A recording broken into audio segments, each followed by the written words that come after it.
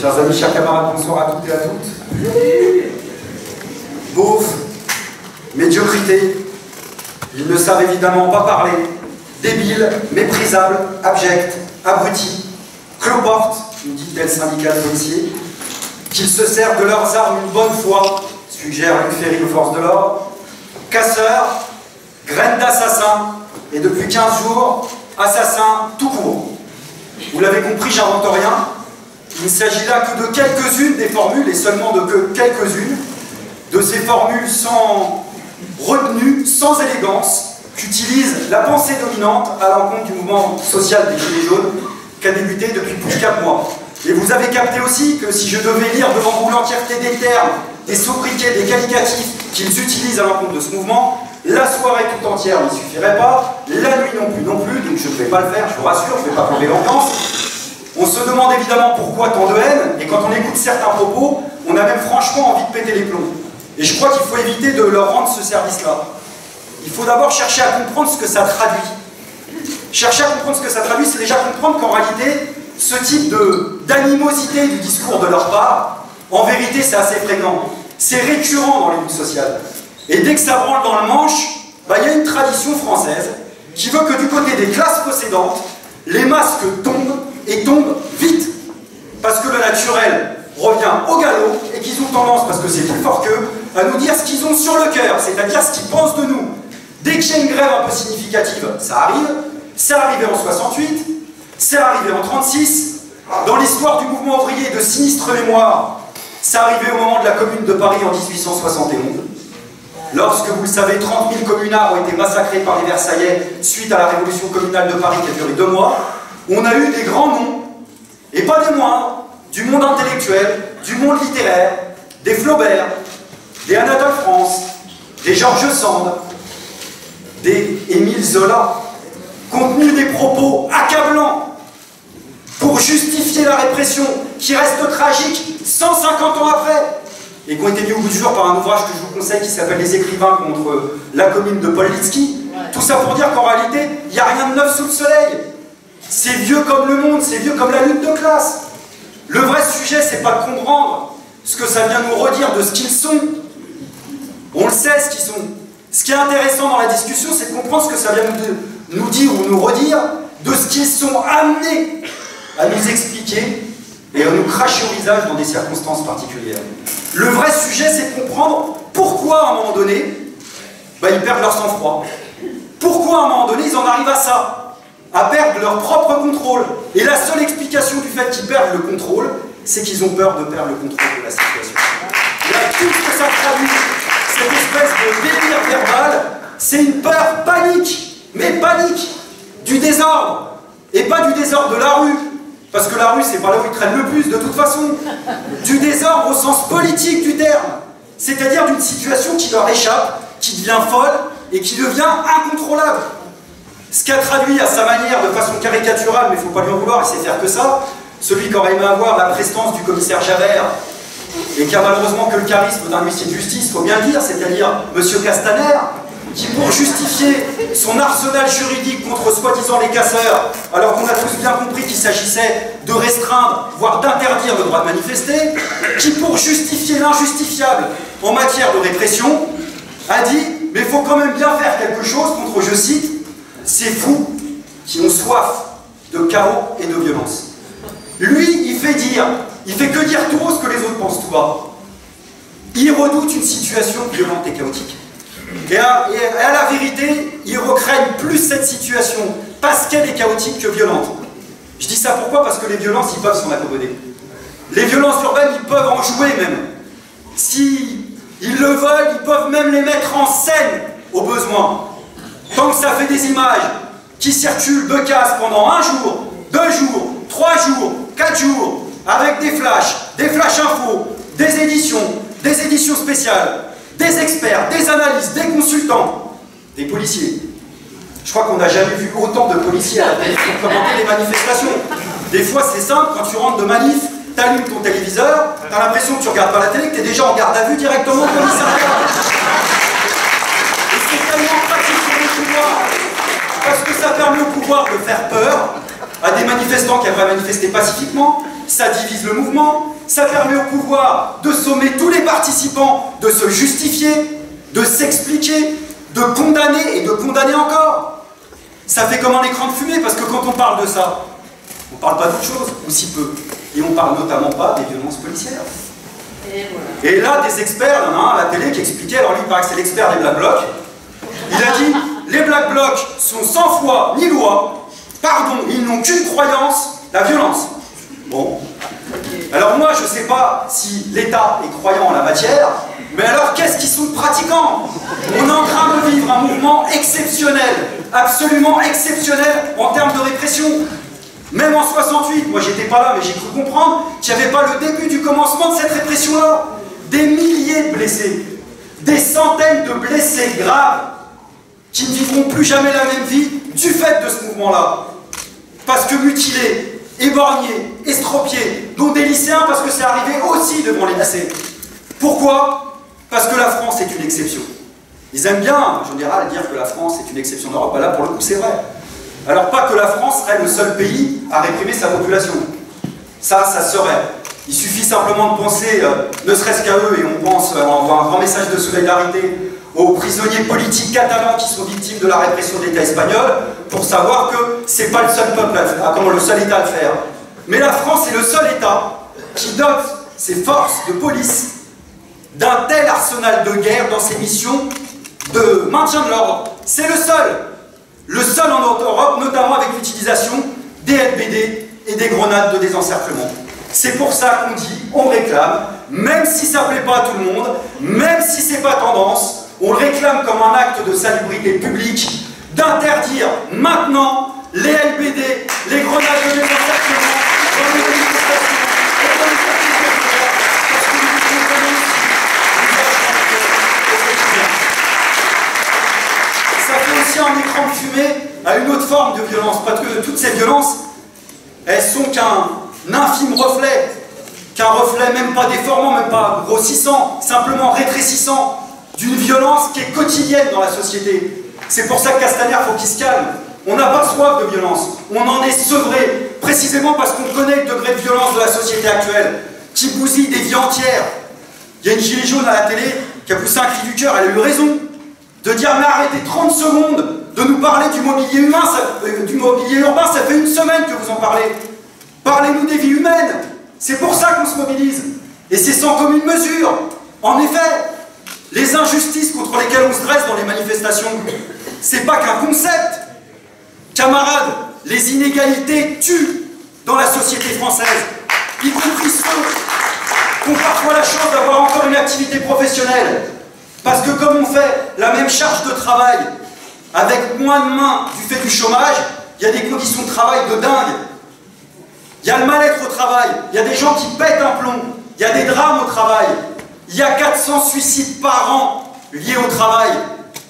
En 2019, ça veut dire qu'il y a plus d'une personne par jour en France qui se suicide à cause du travail. Ceux qui ont envie de faire de l'émotionnel, du sensationnel, du ressenti dans les médias, il y aurait matière à faire. 500 personnes qui meurent d'accidents du travail par an, plus de 1000 qui meurent de maladies professionnelles à cause du travail. Le non-travail qui tue aussi, avec des études médicales très sérieuses qui estiment entre 10 à 15 000 personnes qui meurent chaque année du fait de rechercher un emploi à cause de la dépression, des maladies que ça génère. Et puis, amis camarades, la précarité, elle fait crever des centaines de personnes sur les trottoirs des plus grandes agglomérations. 566 personnes l'année dernière sont mortes sur les trottoirs, sans toit. 566 personnes dans un pays où on recense officiellement 3 millions de logements vacants, inoccupés, notamment par des grands groupes qui font exprès de spéculer sur des mètres carrés qui sont laissés vacants. 3 millions d'un côté, 566 de l'autre. On va pas dire quand même qu'on ne pourrait pas les sauver, ces personnes-là, alors qu'il y a une loi qui existe et qui stipule qu'on doit réquisitionner les logements vides pour que ça n'arrive pas. Sauf que même que pour appliquer ce type de loi-là, même quand c'est la loi, parce que tant que ça remet un tant soit peu en cause le sacro-saint droit de propriété capitaliste, ça commence à bégayer, et ben ils ne le font pas. Autant vous dire que chacune de ces vies, si elle valait l'équivalent d'une vitrine de banque, Ça fait belle lurette qu'elle serait indemnisée, qu'elle serait protégée ou qu'elle serait réparée. Sauf que c'est pas le cas.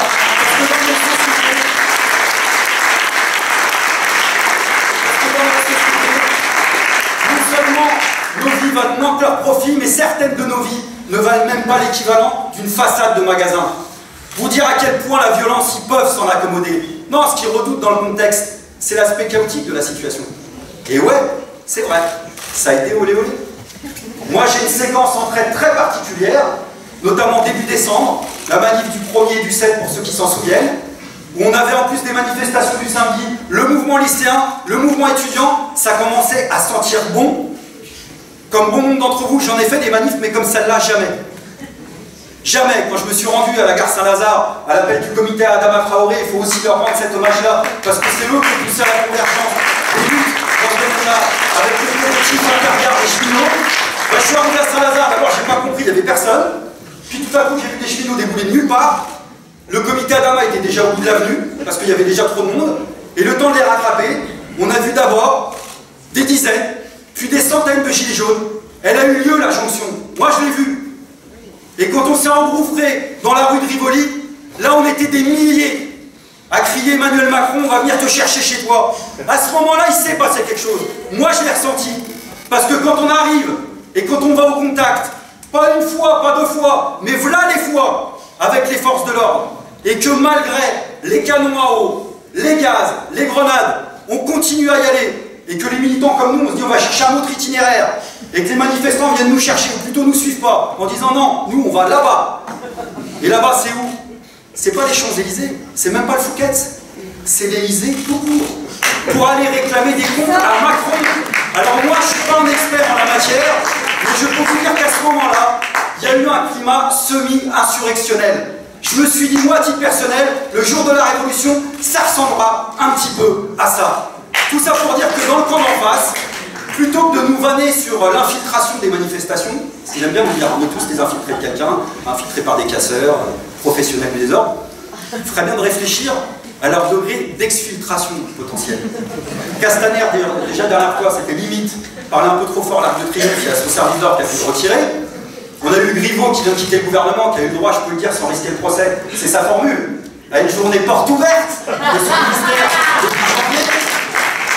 Et on a eu surtout, et ça c'est une information tout à fait réelle et tout à fait recoupée, et elle est fascinante.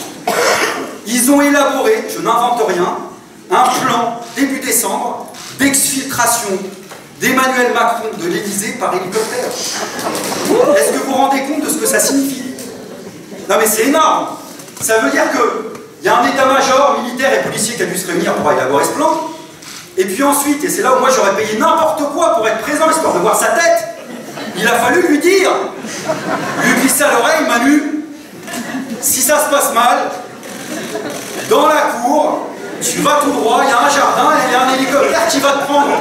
Mais comment voulez-vous que consciemment ou inconsciemment, on ne retisse pas les fils invisibles de l'histoire qui nous ramènent aux expériences révolutionnaires du passé, même celles de 1789, bien sûr qu'on y a pensé, aux sans-culottes qui avaient le château pour chercher le roi, aux filles d'Aventure de Louis XVI, en juin 1791 qui fuyaient le palais des Tuileries. Ça a été tendu à ce moment-là. C'est pour ça que tous ceux qui vilipendent, comme ça, d'un revers de la main, super méprisant le mouvement des Gilets jaunes en disant ouais, de toute façon c'est chaotique, ils comprennent pas un truc. C'est que ce mouvement, c'est que l'expression, qu'une des expressions les plus spectaculaires de l'état réel de la situation de la société française, qui a en effet pris au piège d'une situation chaotique, durable et profonde. Durable, ça veut dire quoi? Ça veut dire que si ça s'est passé il y a quelques semaines, ce que je vous expliquais, ben ça veut dire que ça peut se reproduire à n'importe quel instant et reprendre tout le monde de court. Pour les mêmes raisons. Il faut quand même se souvenir d'où il vient Macron à la base, hein, en juin. En juin, il avait réussi à faire passer 2 contre-réformes libérales et pas des moindres. Contre 2 secteurs très combatifs de la contestation sociale, les étudiants avec Parcoursup, les cheminots avec la SNCF. En prime, il a la baraka, il y a le mondial, il y a la France qui gagne. On le voit partout dans les tribunes, dans les gradins, dans les vestiaires, limite sur le terrain. Bref, la popularité au top. Il a une autoroute devant lui. 4 mois après, oh, seulement 4 mois après, on le retrouve dans le contexte que je vous décrivais, au sommet d'un château de sable qui manque de s'effriter à chaque instant. C'est-à-dire ils se retrouvent rattrapés brutalement par la réalité de la situation française qui évolue sur des sables mouvants, qui rebondit et qui peut rebondir de nouveau à chaque instant. C'est pour ça que tous ceux, et ils ne se fatiguent pas eux, qui à la fin de chaque mois, voire à la fin de chaque semaine, nous annoncent la mort programmée du mouvement des Gilets jaunes, se plantent un doigt dans l'œil, ils n'ont rien compris. D'autant plus qu'on a déjà des perspectives face à nous. On va avoir 3 éléments qui vont se télescoper, qui risquent d'être un peu explosifs pour le pouvoir. D'abord, la fin du grand débat, enfin du grand monologue présidentiel. D'après un fan que j'ai entendu à la radio, M. Macron aurait déployé des secrets de, je cite, pédagogie et d'explication. C'est-à-dire qu'il nous aurait expliqué d'après lui ce qu'on n'aurait pas compris. Il se serait tué à nous réexpliquer ce qu'on n'aurait pas entendu. Ce qui me fait toujours penser à cette formule à l'acide et savoureuse de Jacques Prévert qui dit « Quand quelqu'un se tue à vous expliquer quelque chose, laissez-le mourir. » On va laisser se tuer à nous réexpliquer puisqu'il va jouer les provocations et il verra même jusqu'au tir au but s'il le peut. Soit, mais il a un gros problème. C'est qu'on sait que ça va rien donner. Ça va être la montagne qui accouche d'une souris. Elle sera même pas verte, il n'y aura aucun cadeau à la pluie, ça va énerver tout le monde, ça va ressaisir la mobilisation. Ça va s'ajouter à une chose, les élections européennes, qui sans être des élections historiques, ont d'ores et déjà un caractère un peu particulier, parce qu'on va connaître en réalité une élection express, qui va pratiquement pas parler d'Europe. C'est rare qu'à aussi peu de temps d'élection, on ait aussi peu de listes complètement constituées. Alors vous le savez, nous, NPA, malheureusement, on n'a pas réussi à récolter les sommes qui nous permettraient de nous présenter, parce que même ça a un coût dans la société capitaliste, et ça retombe toujours sur les mêmes. Mais je tiens à vous rassurer, on va retrousser les manches, on va mouiller la chemise, et on a bien l'intention de nous faire entendre, malgré tout, dans ces élections, pour faire entendre notre voix anticapitaliste et internationaliste, et les revendications de rester orphelins de cet espace-là. Et à ça, va peut-être s'ajouter un 3e élément. Alors celui-là, je supplie qu'il ait lieu. Je supplie qu'il ait la riche idée d'organiser au même moment un référendum. Ouais. Parce que quelle que soit la question qu'il va poser, ça sera croustillant. Parce que vu le contexte, même s'il nous demandait si la Terre était ronde, moi je le dis à titre personnel, j'aurais envie de répondre qu'elle est plate tellement on lui fait plus confiance. Ça sera explosif. Ça sera de toute façon un rebond face à nous. Et il s'agit de le préparer avec tous ceux et toutes celles qui veulent continuer à se battre contre le gouvernement et à dire à tous ceux qui annoncent sur tous les plateaux télé que le mouvement est terminé, bah qu'en réalité c'est le pouvoir qui est en ballottage, et pas simplement électoral, mais en ballottage constant. Parce que ce chaos est durable, et qu'il est profond. Il est profond parce qu'il percute toute la société française. Et en fait c'est ça l'histoire, l'historique du mouvement des Gilets jaunes. C'est ça. C'est quoi le mouvement des Gilets jaunes? C'est la rencontre entre une explosion sociale qui est venue du bas de la société et qui a rencontré un appel d'air issu du haut de la société, qui est venu par les failles qui fissurent le pouvoir qui est en place et qui est en crise. Ça a fait un appel d'air, comme un coup de grisou. On a parlé de, vous savez, la goutte d'eau qui fait déborder le vase. Je crois que ce n'était pas la bonne image. Ça a été une étincelle sur un baril de poudre. C'est venu des tréfonds de la société. Et notamment avec un secteur du monde du travail qui s'est politisé en un temps record. Record, et qui n'était pas forcément le secteur du monde du travail le plus organiquement lié au mouvement ouvrier. C'est pour ça qu'au début il y a eu des hésitations. Sauf que la lutte de classe, elle sécrète ce qu'elle sait faire d'elle-même, sans gentil professeur pour le faire. C'est sa vertu émancipatrice, d'eux-mêmes et d'elle-même. Et c'est l'acquis du mouvement, quoi qu'il en soit, quoi qu'il se passe. On a eu des dizaines, des centaines de milliers de personnes sur les ronds-points, dans les assemblées, dans les manifestations, les tentatives de coordination qui existent, qui ont appris en 4 mois ce qu'on apprend d'ordinaire dans une vie tout entière et qui sont devenus méconnaissables. Et c'est important que ce secteur du monde du travail ait pu exprimer sa colère sur des bases sociales plutôt que de ressasser sa colère sur les bases de la crainte, de la peur et notamment la peur de l'autre, parce qu'on sait à quel point le Front National engrangeait des voix sur ce terrain-là. Et cette détonation sociale, elle a parchoqué le pouvoir, qui était en crise avant le mouvement, on oublie de le rappeler.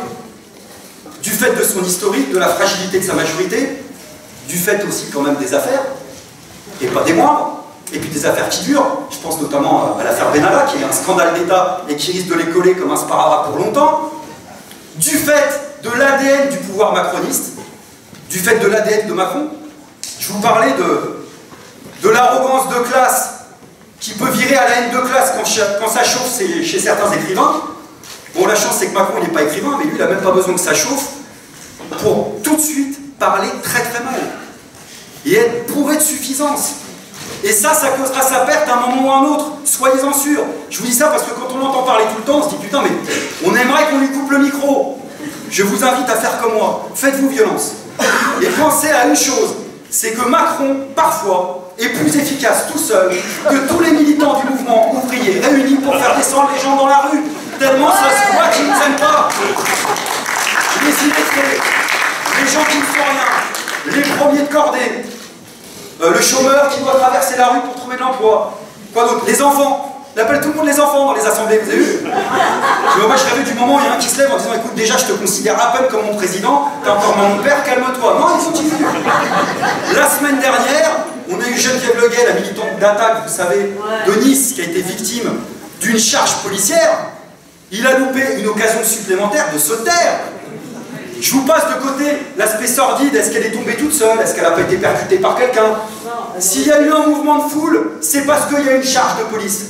S'il y a eu une charge de police, c'est parce qu'il y a une décision politique pour le faire. Parce que le pouvoir s'y entend bien aussi pour résumer le conflit, un tête-à-tête entre les manifestants et les forces de l'ordre. Si Geneviève est tombée dans le coma la semaine dernière, c'est simplement du fait d'une décision politique qui a été revendiquée par Macron et Castaner. Donc il pouvait au minimum se taire. Plutôt que d'inviter la famille à la responsabilité et au sens de la sagesse comme il a osé le faire à ce moment-là, ce qui est particulièrement indécent. Ça a un impact sur nous, sa suffisance sociale, mais ça a un deuxième impact, un deuxième effet qui se coule, lié à l'oligarchie sociale, qui là pour le coup devrait être satisfaite de la politique de Macron parce qu'il y donne beaucoup d'énergie. Mais je crois, c'est pas là où j'ai le bras le plus long, que son attitude, ça inquiète, et ça suscite même une espèce de démystification en acte. Parce que pour les classes dominantes, c'était rassurant, Macron, c'était un peu leur acte 2 à eux, pour la 5e République. C'était l'espoir qu'il y avait une nouvelle ère qui débutait, qu'en changeant radicalement le personnel, on pourrait nous faire croire à nous que les règles du jeu avaient changé. Et là, ils sont peut-être en train de comprendre, même de leur point de vue, qu'en guise d'acte 2, ça peut être peut-être le prologue de cette 5e République, qu'on finissait pas de mourir. Et bien sûr que la crise politique qu'on connaît, elle dépasse largement la crise de la 5e République. Et pour être tout à fait honnête, cette crise de représentation politique, elle dépasse aussi largement le cas Macron. On ne fait pas une fixette à ce point-là sur son cas, même s'il l'aime. C'est une crise internationale qui renvoie à l'état du système dans lequel on est, à une crise maintenant totalisante, qui est une crise sociale, politique, économique, écologique, culturelle, morale, qui renvoie elle-même à une crise structurelle du système capitaliste international, qui est peut-être en train de rentrer dans une phase inédite de son développement. On le sent bien qu'on vient de basculer la phase de la mondialisation libérale telle qu'on l'avait connue, on est en train d'en sortir, qu'on revient à des phases un peu protectionnistes, de compétition entre les États, que la mondialisation capitaliste a déjà fait un peu le tour du monde, que du coup elle tourne en rond, que du coup les mouvements de capitaux s'agitent frénétiquement, cherchent des marchés solvables, des acheteurs, et ils n'en trouvent pas forcément. Et par voie de conséquent, les contradictions inhérentes à la crise de surproduction du système capitaliste ont tendance à exploser. C'est ça qui explique la versatilité du système politique en France, en Europe, dans le monde, qui se traduit quasiment partout, vous le verrez, par le fait que les principaux partis institutionnels qui tenaient le système sont sanctionnés, discrédités, désavoués, voire disparaissent. C'est dans cette phase d'instabilité profonde dans laquelle on va évoluer pour les prochains mois, les prochaines années. Et il faut s'y habituer. Une situation chaotique, ça veut dire quoi?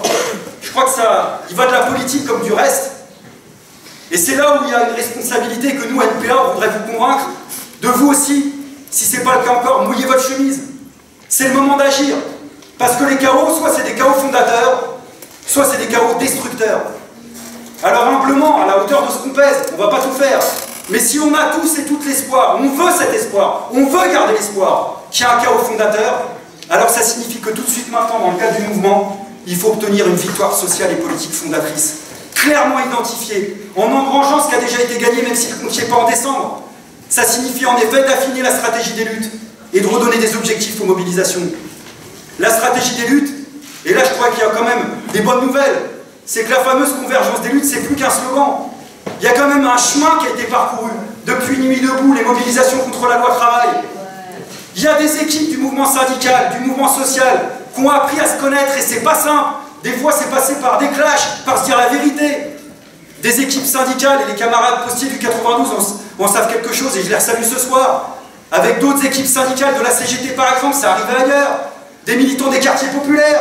Avec le mouvement social, ça passe aussi par des clashs. De l'écologie radicale, du zadisme, de la lutte contre le réchauffement climatique, des équipes féministes, internationalistes, j'en passe et des meilleurs. Et puis là-dedans, dans tout ça, des militants politiques, de différentes organisations. De la France Insoumise, de Lutte Ouvrière, des militants libertaires, du Parti communiste, du NPA, des militants anarchistes, des militants qui sont dans les collectifs, qui font de la politique au bon sens du terme, sans être encartés, et qui se disent on retrouve systématiquement au quotidien. Il faudrait quand même qu'on arrive à se retrouver ensemble une bonne fois pour toutes pour se faire entendre, pour que le mouvement ouvrier soit à la hauteur, mais simplement à la hauteur de ce qui se passe. Et pardon de le dire, sans m'énerver, mais le mouvement ouvrier traditionnel n'est franchement pas à la hauteur de ce qui se passe les samedis dans ce pays. Alors je sais, on me l'a dit 10 000 fois, les mouvements d'ensemble dans l'histoire, ils n'ont jamais été appelés par le haut. Soit, mais le 13 mai 68, face à la répression, l'évacuation de la Sorbonne, la nuit des barricades, les centrales syndicales ont appelé au moins le minimum, une journée de grève générale. On n'y a toujours pas eu droit, alors que c'est pourtant d'actualité.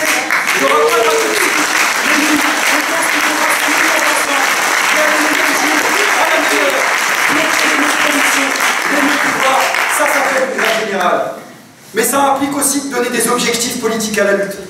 Je dis ça parce que je l'entends autour de moi, au boulot, des fois de temps en temps dans la rue, gens qui disent mais ok c'est bien mais qu'est-ce qu'ils veulent maintenant les gilets jaunes?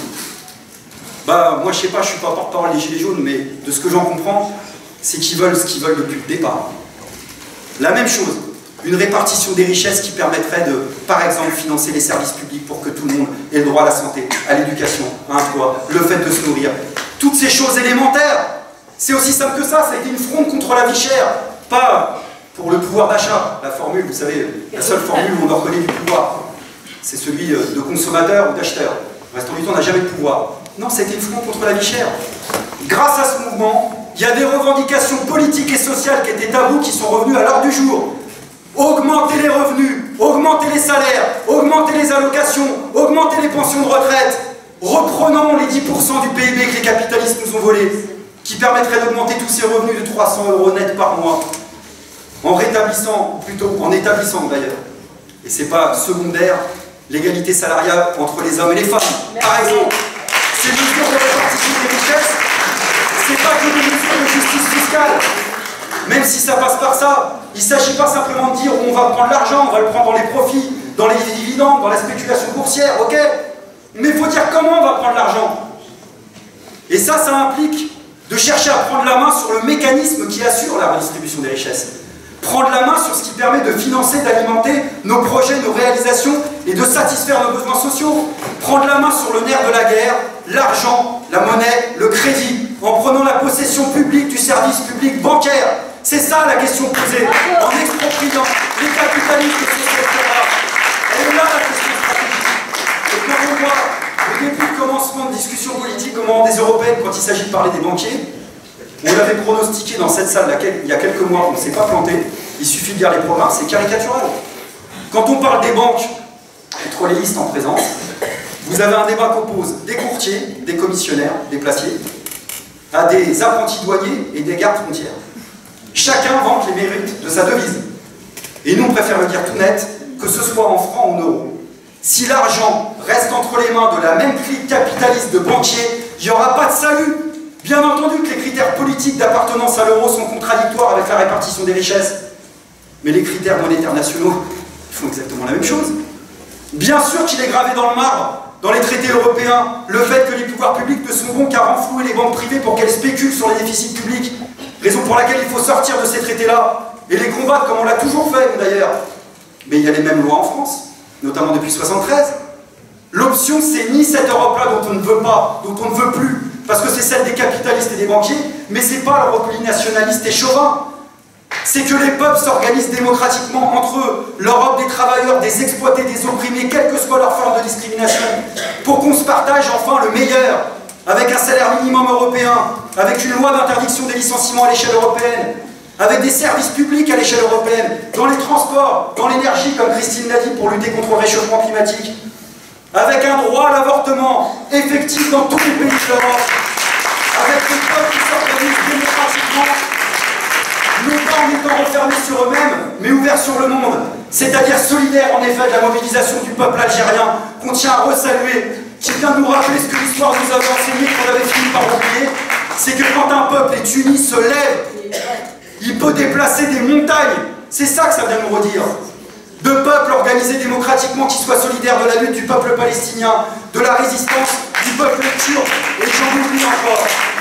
Et surtout, deux peuples organisés démocratiquement qui n'acceptent pas, ne tolèrent pas, ne toléreront jamais que la Méditerranée soit ce cimetière ignoble, anonyme, cette honte pour l'histoire de la civilisation, cette mer dans laquelle 17 000 personnes qui fuyaient la misère, le chaos, la barbarie, sont mortes depuis 2014. Alors des récits qui viennent nous rappeler l'actualité terrible de ce que signifie le sort des migrants, il y en a plein. Moi, il y en a un qui m'a ému aux larmes il y a quelque temps. C'est le sort de ce jeune Malien qui est mort en avril 2015, comme 1000 autres migrants, et qui, comme seule richesse sur lui, comme seul sésame, comme seul passeport, avait son bulletin de notes qu'il avait cousu ou qu'on lui avait cousu sur son blouson. C'était son seul espoir pour s'en sortir, histoire de rappeler à toutes ces belles âmes qui dissertent sur il y a trop d'immigrés, qu'il y a des vies, des vécus derrière tout ça, et que oui, même si on n'est pas candidat dans les élections, nous on continuera à revendiquer la liberté de circulation, d'installation, le droit d'asile et la régularisation de tous les sans-papiers.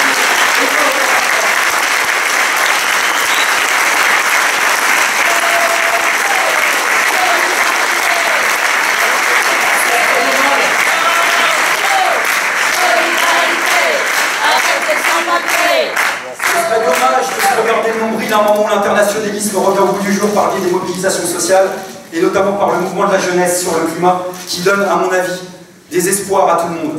Pour conclure, je dirais que, et répondre à M. Castaner, ce mouvement, il n'a pas soif de chaos et de violence. Il a soif de justice sociale et de démocratie, mais d'une démocratie authentique.